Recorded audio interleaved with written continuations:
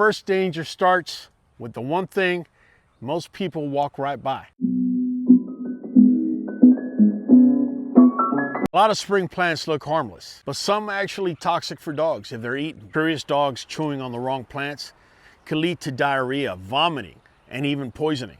Examples like lilies, wild mushroom, even garden plants. Emergency treatment for plant poisoning can run between $300 and $3,000 depending on the severity of the poisoning. Spring also brings a spike in pollen. And dogs, they can develop allergies just like people. That's why so many dogs are going to start licking their paws and scratching at this time of year. Some plants don't even need to be eaten to cause some problems. Simply brushing through some grasses or even weeds can irritate a dog's skin. A lot of you write to me and show me your dog's underbelly, and it's usually reddened at this time of year. That's nothing more than a skin allergy to those grasses or weeds. Here in Texas, we deal with a plant called the bull nettle, or the Texas bullwhip. Even brushing against it can cause painful skin irritation, not just to dogs, but to humans alike. Also in spring is when most yards are going to be treated with fertilizers, weed killers, and pesticides. All a dog has to do is walk through those chemicals and lick their paws. In fact, a lot of it could be consumed without them even having to lick their paws. Those exposures can lead to vet visits costing hundreds, even thousands of dollars. But plants aren't the biggest danger in spring. Number 2 on this list actually spreads disease. When temperatures rise, insects and parasites, they explode in numbers. And some of them can transmit serious diseases to dogs. Mosquitoes don't just bite dogs, they spread heartworm disease, which actually afflicts their heart and their lungs. But here's the kicker. Treating heartworm disease is gonna run you about $1,600 last time I checked. And I just checked about 5 minutes ago.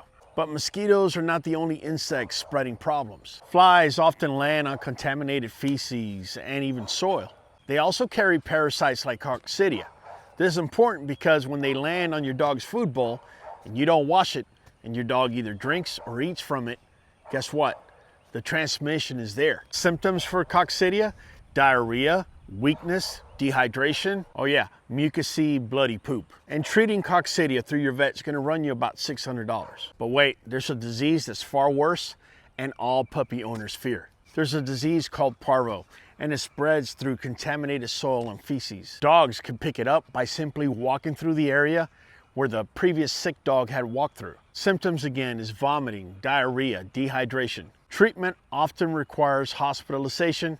You know what that means. It's gonna run you up to $5,000, depending on the severity. Now, this third danger could turn into an emergency within minutes. As temperatures warm up, wildlife becomes more active. That means dogs are more than likely to come in contact with an animal that could actually hurt them. First animal I'm gonna talk to you about is gonna be rodents. See, rodents don't only carry parasites and disease, they can also carry fleas and ticks, which spread additional infections, such as tapeworm due to a flea bite. But rodents are not the only animals waking up in spring.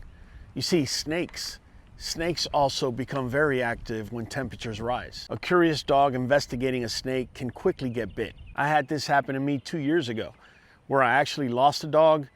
I was actually able to save one. For those of us living down south, be very mindful of snakes. Yesterday, I let my dogs out, and after about 2 hours, I came back to check on them like I usually do, and I found this. Turns out 2 of my dogs were bitten by snakes.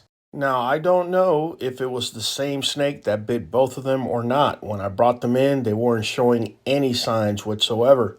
One of the main signs that I was looking for to make sure it was a snake bite was dilated pupils, along with extra salivation. Now, further complicating things, we didn't know what snake bit her. Therefore, we didn't know what antivenom to use. So we ended up just giving Benadryl and antibiotics and praying. And lo and behold, today, she looks like she's doing fine. We're still going to run some tests on her to make sure that her kidney function is still good and that everything else is working properly. Unfortunately, my other dog did not make it. Snake bite treatment can cost $2,500 or even more, mainly because the antivenom costs between $600 to $1,000 per vial. So depending your dog size and the snake that bit them is going to determine how much they're going to be giving of it. The good news is that most of these spring dangers are preventable. Start by paying attention to the plants that are growing in your yard. In particular, wild mushrooms, lilies, weeds. In spring, more than any time of the year, you want to keep your dog away from dog parks, especially if you're dealing with a puppy.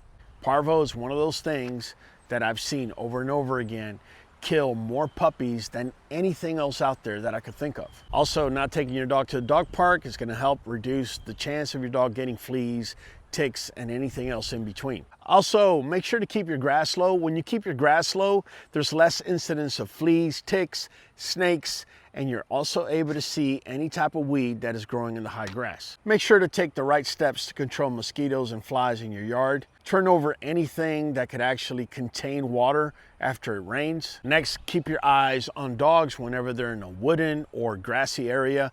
That's where mostly rodents and snakes could be found. Like I said earlier, rodents could pass fleas, ticks, but they could also pass something called leptospirosis. If your dog goes sniffing around where the rodents were, where they had urinated, guess what? He might be able to find himself a snake that's more than willing to bite. So high grass areas, high wooded areas, keep your dog on a leash and keep him away from there. Due to the many stressors for each particular station, we here at QBN do what we call the QBN protocol. And that's where we give our dogs on a daily basis Nuvet and NuJoint DS so that it could help their immune system, help them fight allergies and inflammation, and keep our dogs healthy and strong. Keep in mind, spring can actually be great for dogs. It's also when small problems can become very big problems throughout the year. And the bigger those problems are, the bigger the vet bill you're gonna have.